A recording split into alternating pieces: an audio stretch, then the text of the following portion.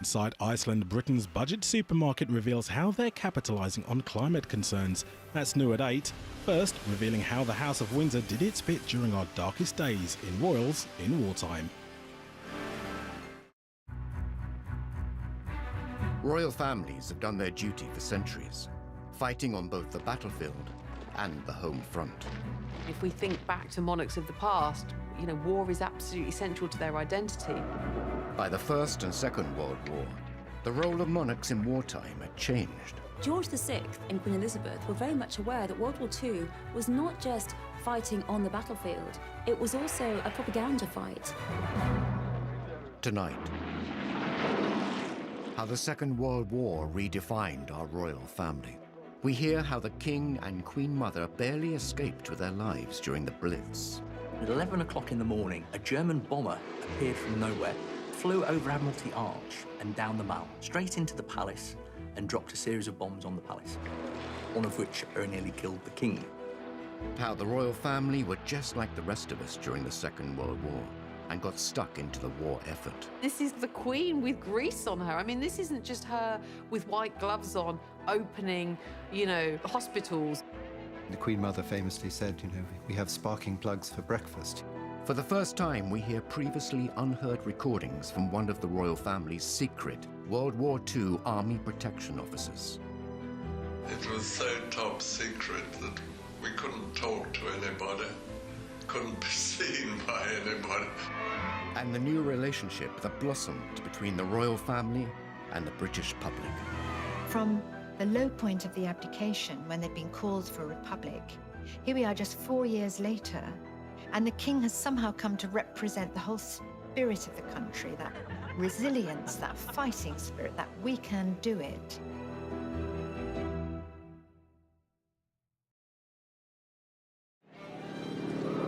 In the 1930s, the world was heading towards an inevitable war, and Britain had a new king. George VI and his young family were rebuilding public confidence in the monarchy after the shock abdication of his elder brother. Now the king faced an even greater challenge. This was an incredibly difficult testing time. Nazi aggression was really becoming something that just couldn't be ignored. The king didn't know whether he was going to have to be a leader in a time of crisis, a war leader. We were pursuing a policy of appeasement. But with each crisis, we seemed to be coming ever closer to the brink of war. Just at the moment when the British monarchy looked like it was back on its feet, the nation, Europe, was plunged into spectacular crisis. On the 3rd of September 1939, the king addressed the nation to announce the country was at war. For the second time in the lives of most of us, we are at war. As he spoke, the words were hesitant, and there were long gaps, and the delivery was flat. Goebbels, Hitler's propaganda minister, wrote in his diary, "Another speech from George VI, enough to make anybody stutter." Because if the king can't give a speech, it looks as though it's symbolic of the whole country, a sign of weakness. This would prove to be a miscalculation by Germany. King George VI was far from weak. As a young prince, he had fought for king and country. He was no stranger to the theatre of war. The king, of course, himself was a military man. He'd served in the First World War. He was a 20-year-old on HMS Collingwood during the Battle of Jutland in 1916. So he actually had wartime experience. In fact, he's the only 20th century monarch to have fought in a conflict zone. And then he finds himself in 1939 in charge of a country that, in many respects, isn't ready for war. And he leads from the front. Now king, George had no active military role, but he was determined to support troops fighting in his name. Once the war actually really moves into its ascendancy with the German attack from May 1940 onwards, he dedicates himself relentlessly to maintaining national morale. The king and his family were soon to prove to the British public that they would stand by them. They would face the hardships of war together. Suddenly, Britain was galvanized to be on a war footing. And what was very, very impressive at the time is that the King and the Queen stayed. Many aristocrats in Britain fled when they heard that war was imminent, and they said to the King and Queen, you should go too, you should go to Canada, where you'll be completely safe. And they said no. The Queen made an announcement, children won't go without me. I won't leave the King, and the King would never leave under any circumstances. The royal family embarked upon their own mission to raise the morale of the troops and of the public. They visited factories, they visited munitions, they visited troops all over the country. By all reports, the days that followed, productivity rates went up. There was a real sense that they'd kind of galvanised people and given them a sort of new sense of vigour. Sequel to the Big Blitz, the visit of Their Majesties the King and Queen to districts in East London which suffered very severely.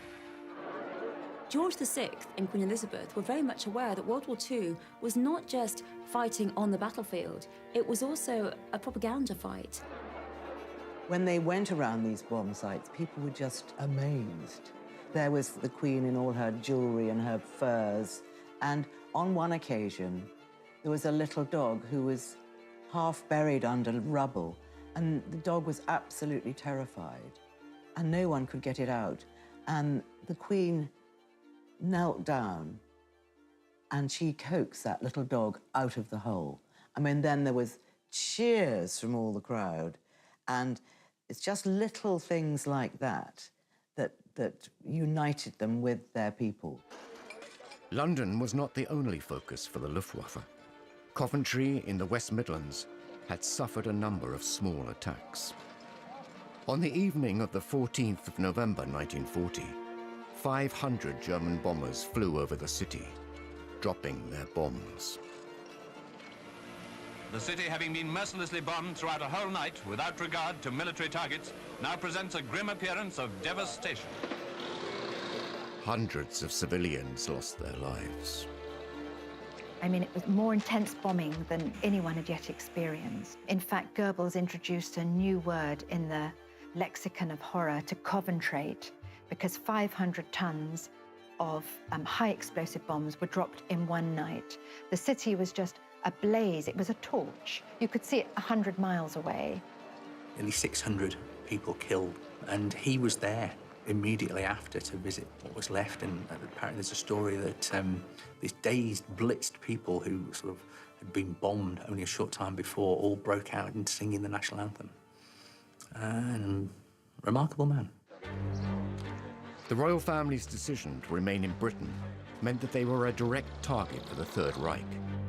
Though they were heavily guarded, George VI was keen to make sure that they could protect themselves, if need be. The King insisted that everybody be trained in how to fire pistols and rifles. Both he and Queen Elizabeth trained every day by all accounts. The Queen Mother, Queen Elizabeth, she used to practice by shooting rats and was very proficient at targeting rats. She was not just this kind of like passive, wife of the monarch. She was there going, I might not be on the front line, but if you guys come into my back garden, I'm going to be ready for you. So there was a real sense of her being this kind of domestic warrior, and no one wanted to mess with her. Not for nothing did Hitler describe her as the most dangerous woman in Europe.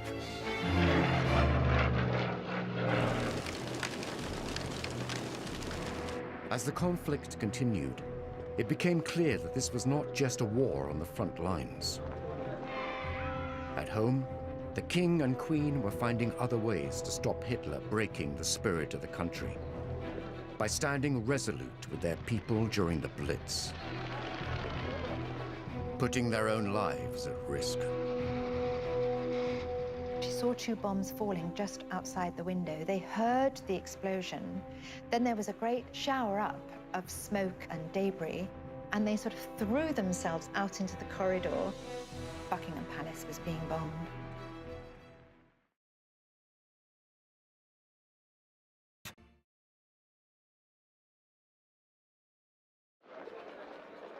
During the Second World War, the royal family were determined to show that they were not just privileged aristocrats, They were at one with the public.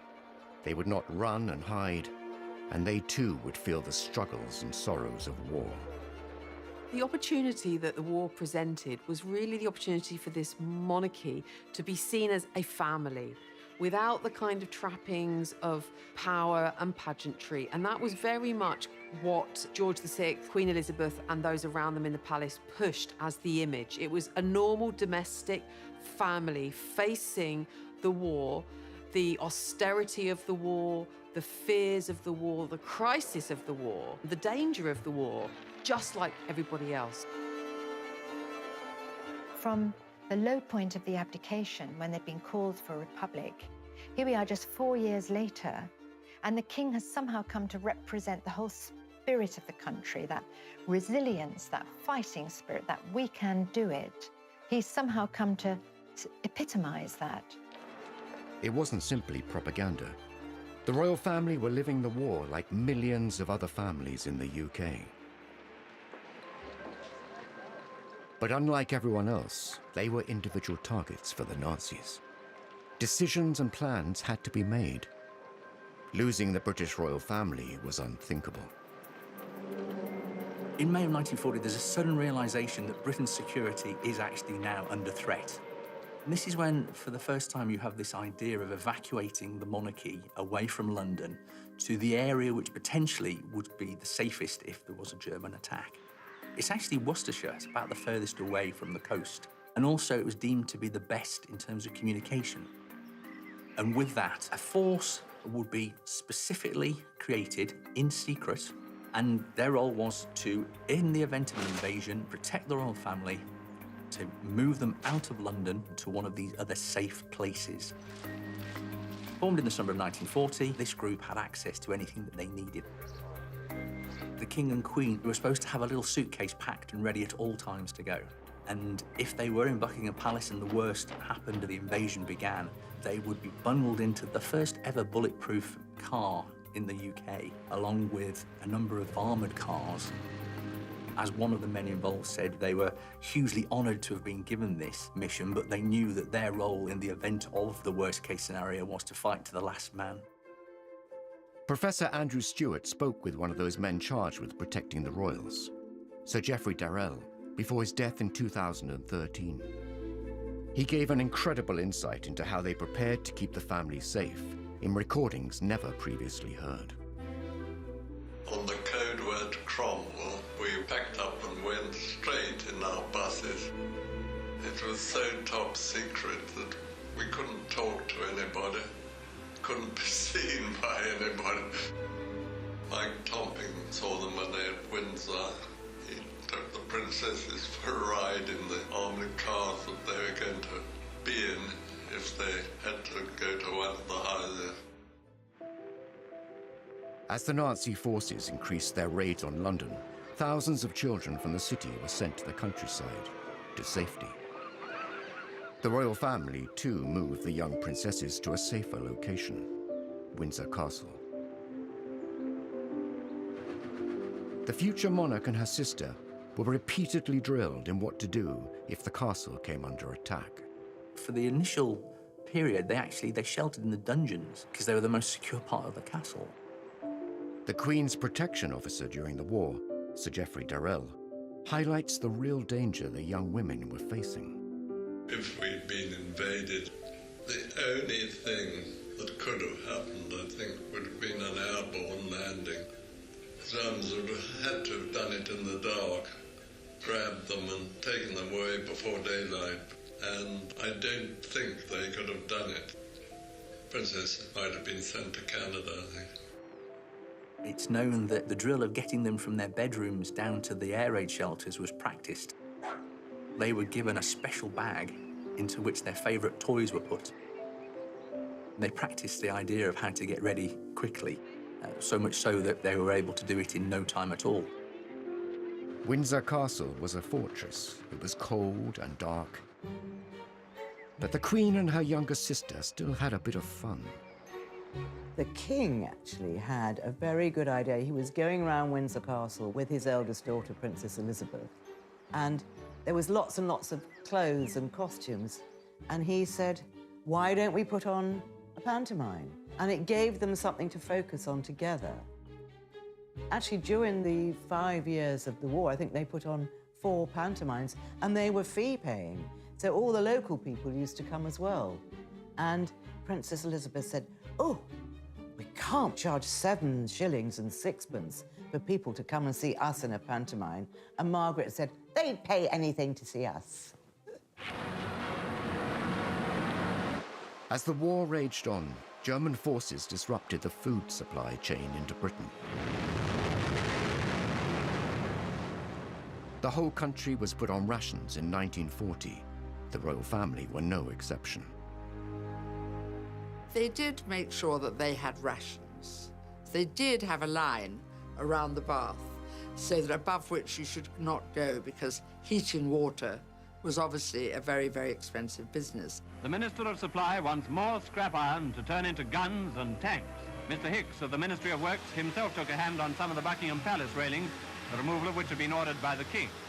That was part of the whole royal principle throughout World War II, that they should behave in the same way as everyone else. The girls should be evacuated, and that the royals should have rations just like everyone else. It should be subject to ration foods exactly the same way as everyone else. The British royal family remained in their own country, but the war had displaced other European monarchs. The King and Queen Mother hosted the royal refugees. They arrived literally in what they stood up in when Europe was invaded. And the King used to say, don't worry, I've got lots of socks, I've got lots of clothes, I'll kit you out. Actually, a lot of them just sort of looked like ordinary people, and, you know, a cleaning lady, they weren't in their robes or pearls or jewels because they didn't have them. And the Queen of Sweden was here. Wearing such humble attire, the Swedish Queen realized that if anything happened to her, no one would know who she really was. So she had a bit of card made, and she put it in her purse whenever she was on public transport, and it said, I am the Queen of Sweden.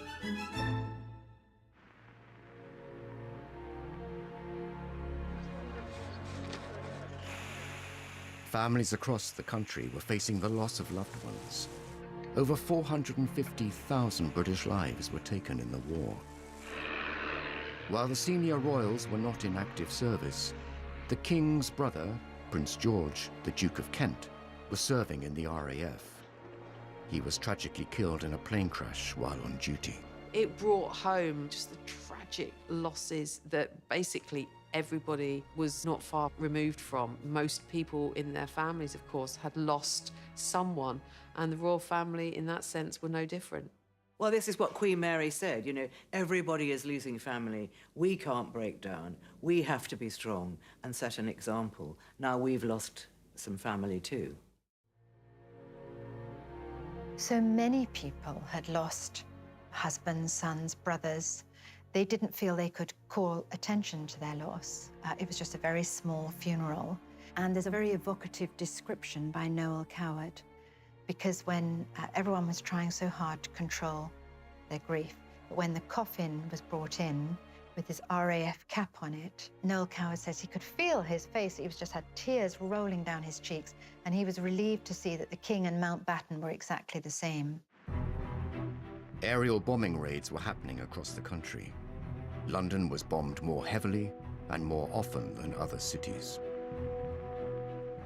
Now, civilians were in Hitler's sights. They thought if there was continuous bombing of London, they would drive the civilian population mad and Britain would surrender.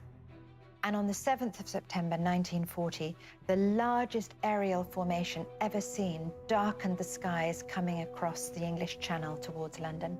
And suddenly, the East End was ablaze. Buckingham Palace was a key target for the German Luftwaffe. The palace was hit repeatedly during the Blitz. Buckingham Palace was actually bombed 16 times during the war, and of those 16 times, 9 of the actual bombing raids caused damage, one of which on Friday the 13th of September 1940 very nearly killed the King.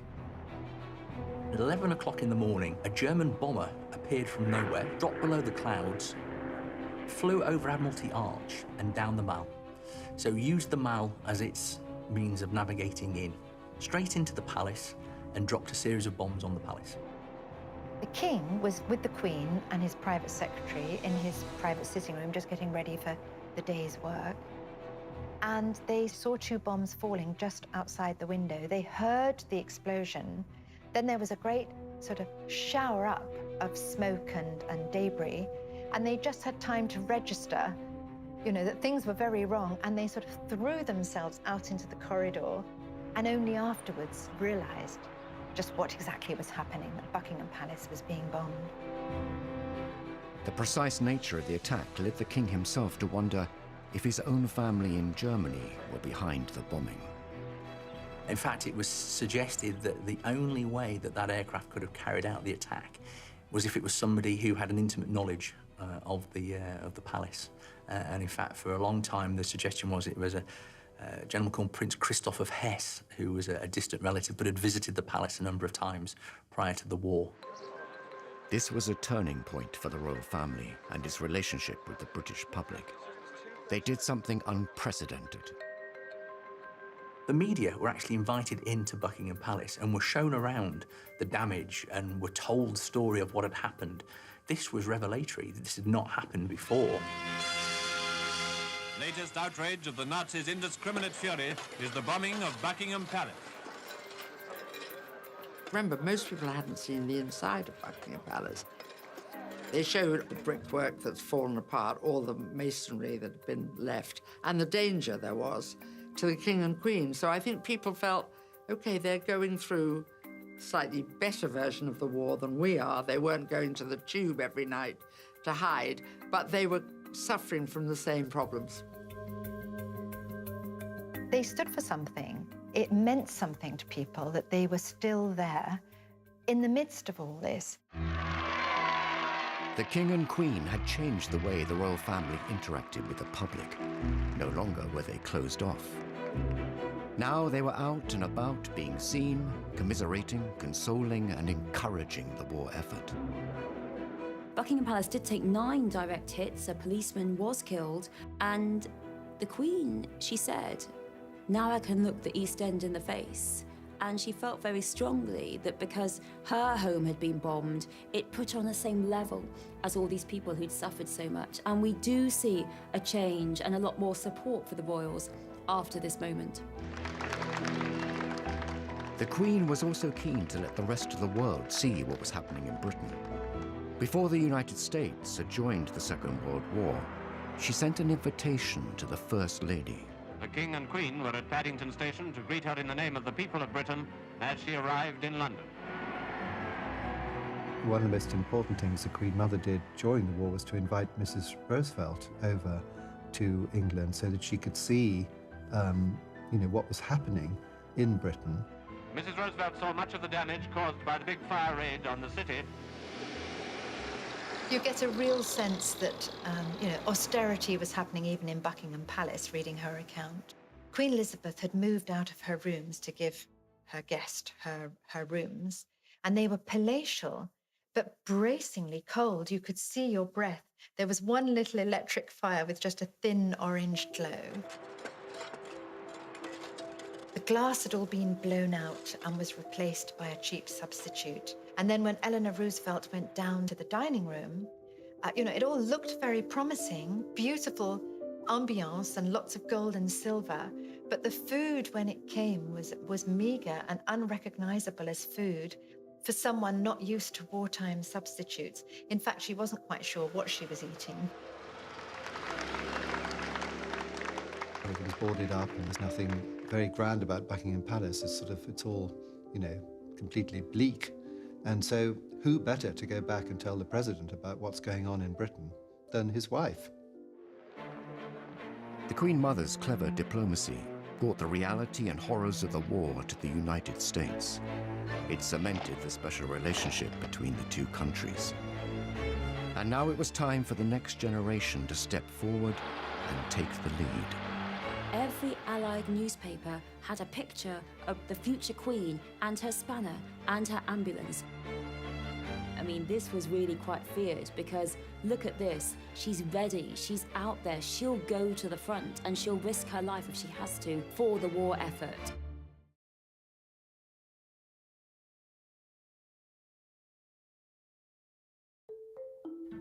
Historically, kings and queens were conquerors, bringing back the spoils of war.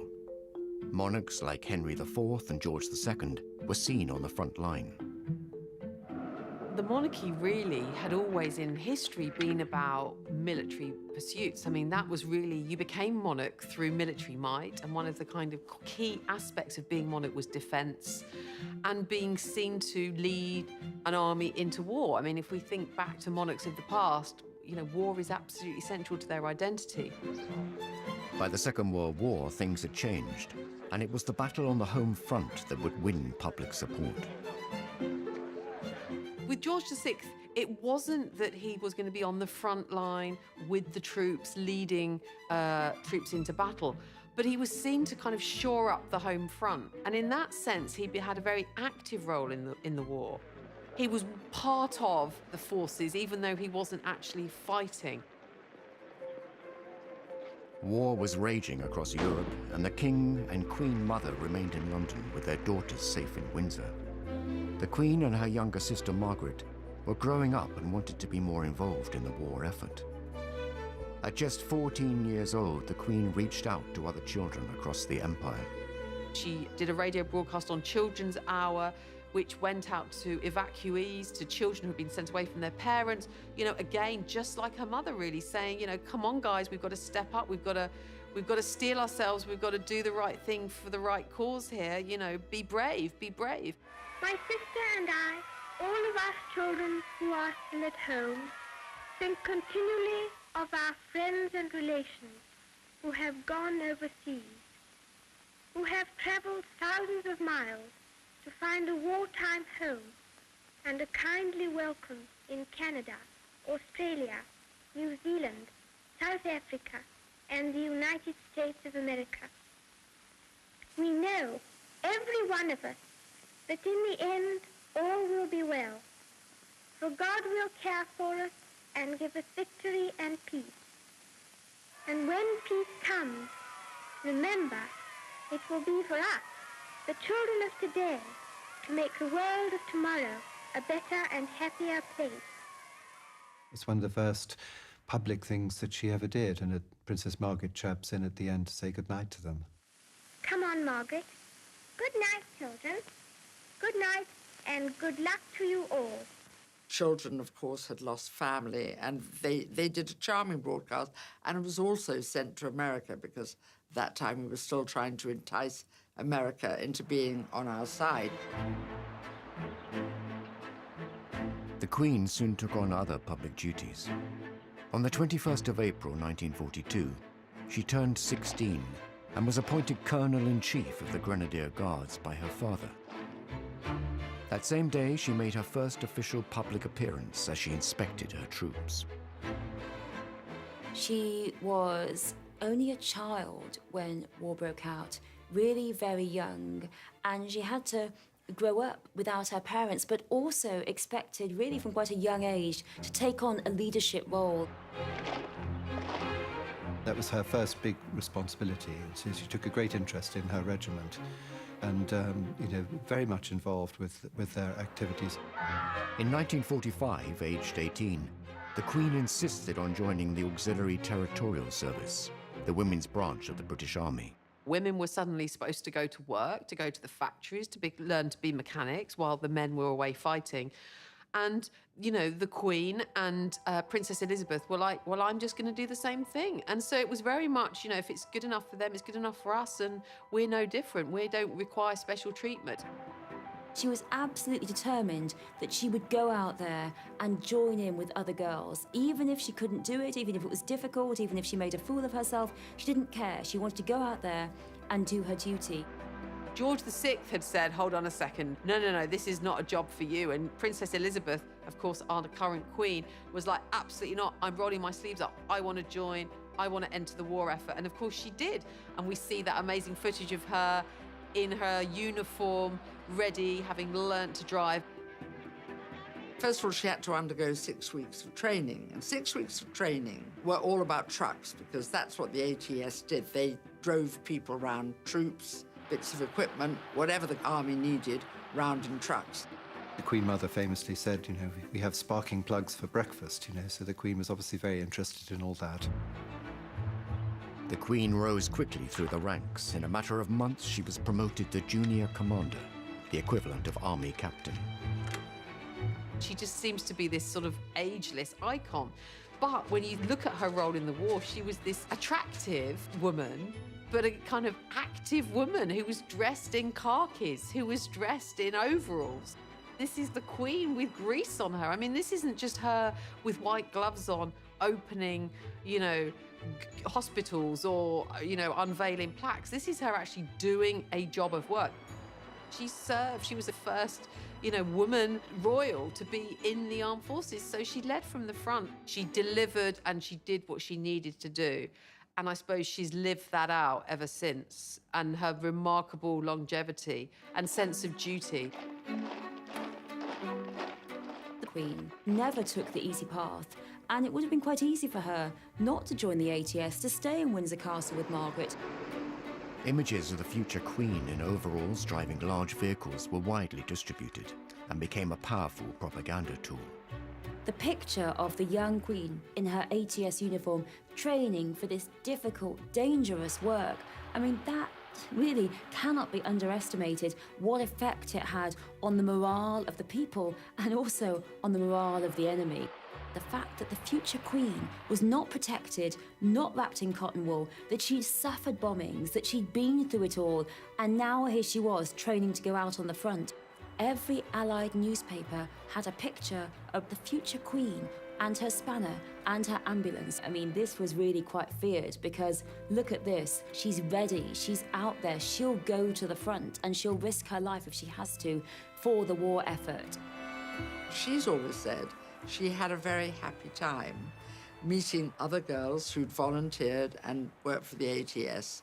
And in a strange way, a lot of people of that age will say some of their happiest moments were in the war, when suddenly urgency and being useful were very important, whereas before women, not many had worked, many were just sitting around waiting to do something. But she qualified and drove her lorry into London. She'd learnt to strip down an engine, she'd learnt to change a wheel, she'd learnt to drive a heavy lorry and how to load it.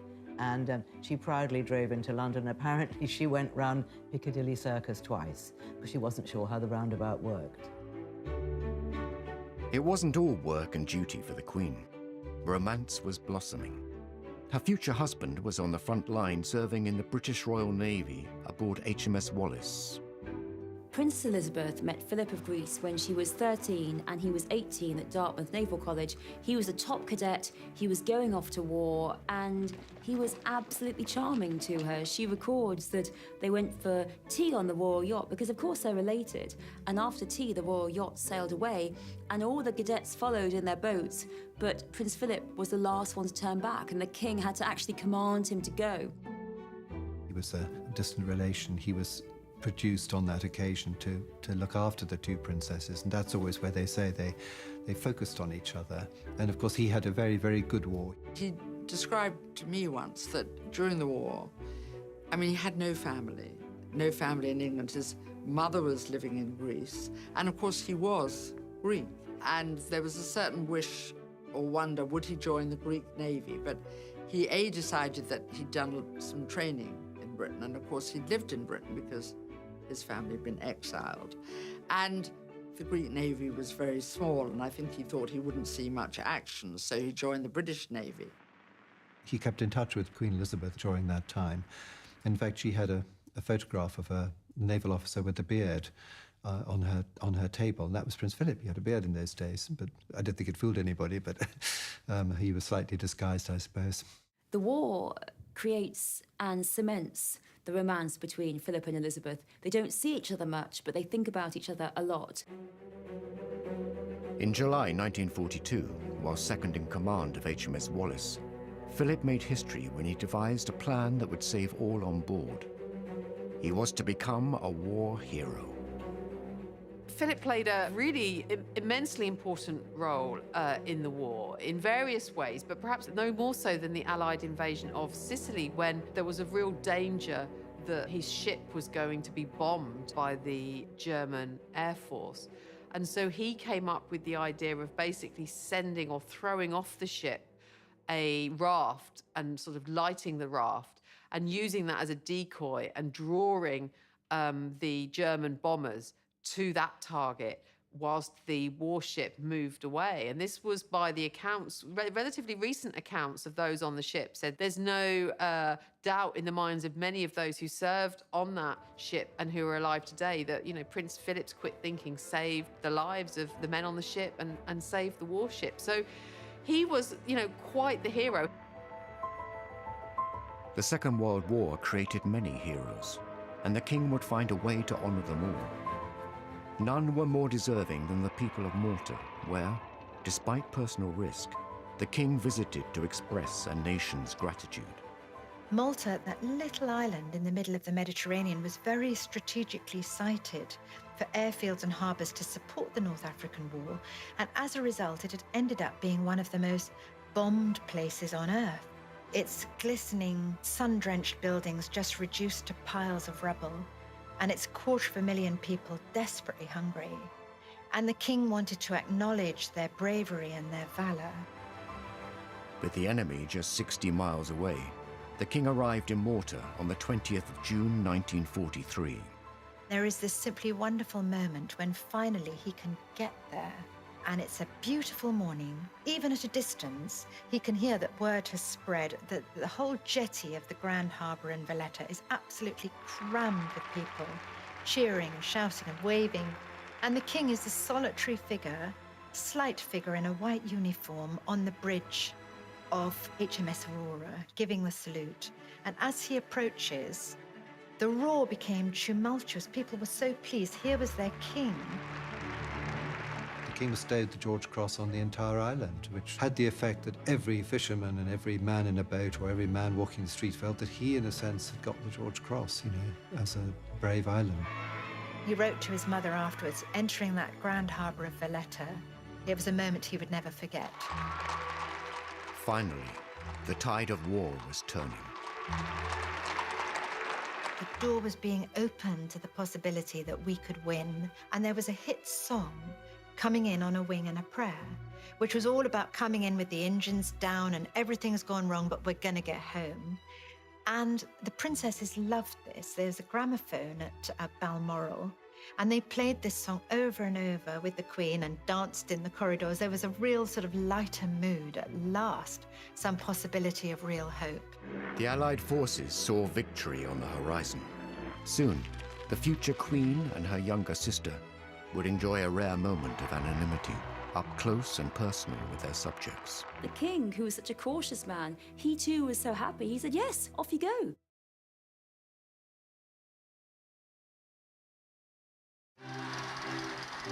On the 8th of May 1945, after 6 long years, the Prime Minister announced that war had come to an end. The country woke up to the wonder of it all. VE Day, Victory Day, a day like no other, a day they had, been fighting for.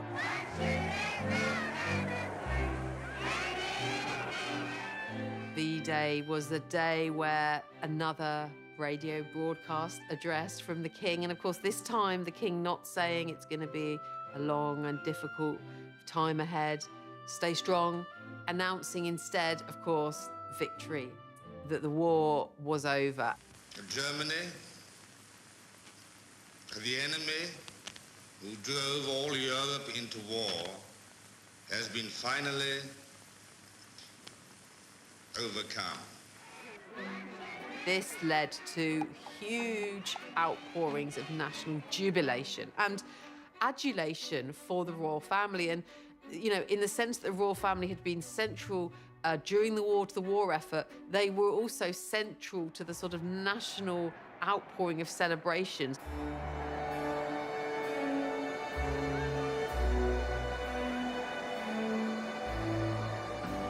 Then the crowd makes its way to the Mall.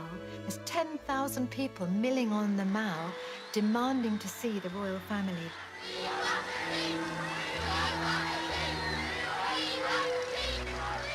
After years bound by the constraints of war, the future Queen and her sister Margaret were desperate to get in amongst the celebrations. This day marked an amazing moment. There were crowds. Everyone rushed into the streets. It was this great moment. And the two princesses said to the king and queen, "Can we go outside with all those people?" And the king, who was such a cautious man, he too was so happy. He said, "Yes, off you go." And that seems unbelievable because it was absolute chaos outside. The young queen went out in her ATS uniform, and initially she'd pulled her cap down, but then she was told she couldn't go out with the uniform incorrect. She had to put it back up, and she was a bit concerned that people would recognize her.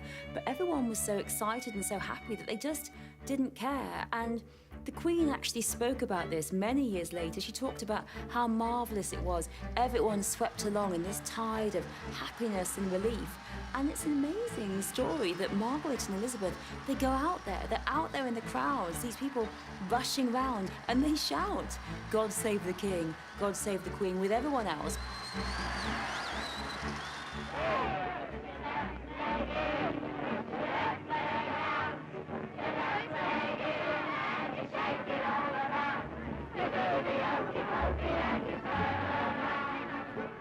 There was this wonderful moment as dusk fell and Buckingham Palace suddenly was floodlit. Lionel Loeb, the King's speech therapist, was outside Buckingham Palace and he could see it all. He said the Queen's tiara caught the lights. It just seemed almost magical, like a fairyland. You know, suddenly there was light and cheering. And it went on for so long. They came out onto the balcony 8 times.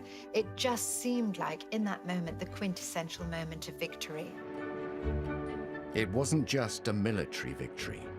It was a personal victory for the king. George VI, for all that he had a stammer, for all that he didn't want the role, for all that he dreaded the role, he had become the war leader, the king the country wanted. So it was an incredible turnaround for the monarchy. The great irony is that George VI was never supposed to be king, and on paper he did not have the credentials of a king, but he was in fact made for the moment. He was actually exactly what Britain needed at that time. Almost as soon as the war is over, people turn their attention to the princess, to the heir, and her wedding, of course, 2 years after the end of the war, is all about light and rebirth, and people really do see her as the next great hope. Elizabeth is crowned queen just 7 years later. Each year, she stands alongside the servicemen and women in solidarity and remembrance, as her parents once did. I think it's very moving that we hardly ever see emotion from the Queen, but one occasion is when she was mourning veterans. She served alongside so many other young people, but so many of them are no longer with us. And I think the Queen, throughout her reign, has been particularly concerned with veterans, how they've suffered, with commemorating veterans and commemorating the war, and really that reflects her own experiences of World War II.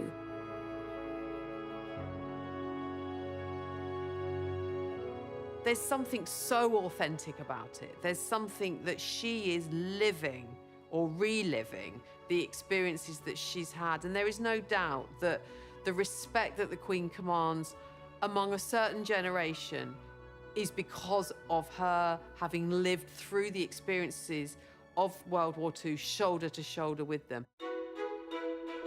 The Queen's experiences during the Second World War have undoubtedly shaped her life as a monarch. World War II is absolutely central to an understanding of the Queen, who she is, where she's come from, and why she has the sense of duty and devotion to the realm, to the national spirit. That completely explains it. For the Queen, watching her father step up to the role of king and lead during the Second World War has instilled an unwavering commitment within her. For her, war founded her character. It gave her the belief in sacrifice, in frugality, and in duty that she would carry through for the rest of her life and try and instill in her children, to make them too understand what a sacrifice her generation went through.